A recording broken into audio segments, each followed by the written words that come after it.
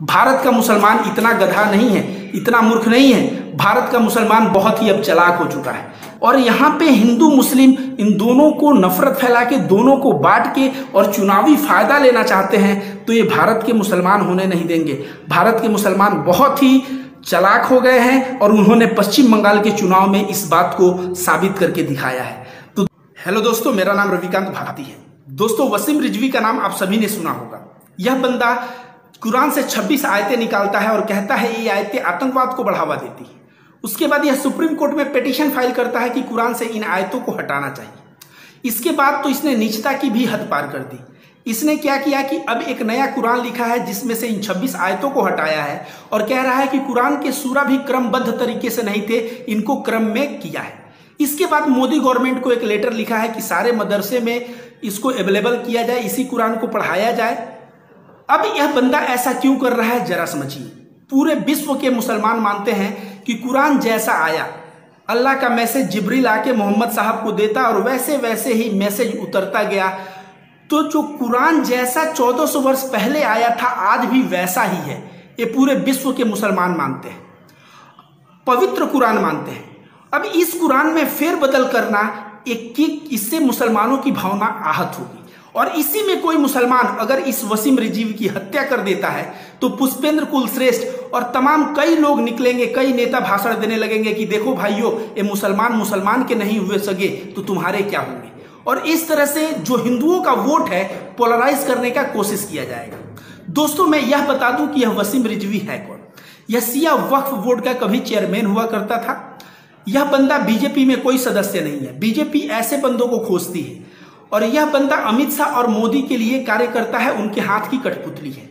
देखिए, बीजेपी में शहनवाज हुसैन और नकवी को छोड़ दिया जाए तो एक ही दो मुसलमान गिने चुने नेता है। अब बीजेपी के हाथ में एक ऐसा कठपुतली हाथ लगा है, इस कठपुतली को इस्तेमाल करके बीजेपी हर एक जगह से चुनाव जीतना चाहती है। क्या हुआ वेस्ट बंगाल में, पश्चिम बंगाल में क्या हुआ दोस्तों? पश्चिम बंगाल के चुनाव के पहले यह बंदा जब कहा कि 26 आयतें आतंकवाद को बढ़ावा देती है, सोचा मुसलमान उग्र होगा, तोड़ेगा फोड़ेगा, इसकी हत्या करने की कोशिश करेगा। गोदी मीडिया इन सारी बातों को दिखा के मुसलमानों के खिलाफ प्रोपेगेंडा चलाएगा, लेकिन मुसलमान सब्र का बांध तोड़ने नहीं दिया। सब्र का बांध टूटा। कब टूटा? चुनाव के दिन टूटा। और क्या हुआ जब टूटा? तो 2 मई को सामने है जो आदमी रविन्द्रनाथ टैगोर बन के घूम रहा था जगह जगह, वह आसाराम बापू बन के उसको बंगाल ने छुट्टी कर दिया। अब अगले साल उत्तर प्रदेश में चुनाव है। यही कारण है कि वसीम रिजवी फिर इस तरह की घटिया और नीच हरकत कर रहा है।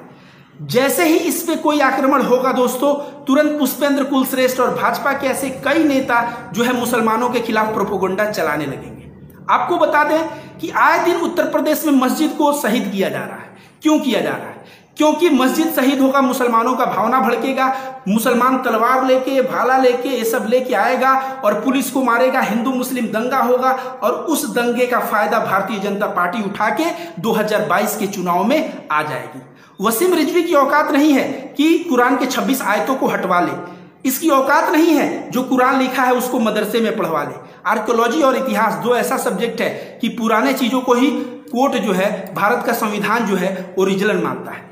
तो सुप्रीम कोर्ट का फैसला सुनर और लेटर यही आएगा कि वसीम रिजवी जो है एक तरह मेंटल बकवास करता है, जो है भावना भड़काने का कार्य कर रहा है। ऐसे कुरान को किसी भी मदरसे में पढ़ाया नहीं जाएगा और कुरान से कोई 26 आयतें हटाई नहीं जाएगी।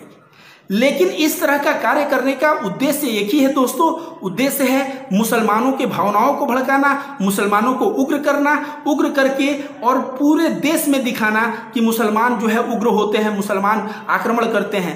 याद रखिए, यति नरसिंहानंद मोहम्मद साहब के ऊपर कमेंट कब दिया? बंगाल चुनाव के पहले। दोस्तों, उत्तर प्रदेश का चुनाव मोदी गवर्नमेंट के लिए इतना अहम है, योगी के लिए इतना अहम है कि अगर उत्तर प्रदेश का चुनाव ये लोग हार गए तो 2024 में मोदी जी का जो है ना दाढ़ी बनवा के गुजरात भेज दिया जाएगा।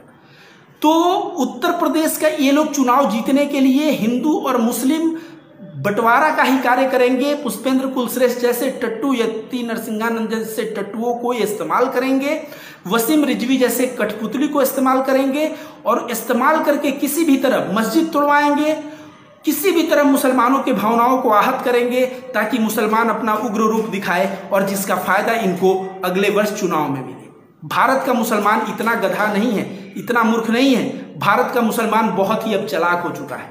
भारत का मुसलमान जरूर प्रतिक्रिया देगा। किस दिन देगा?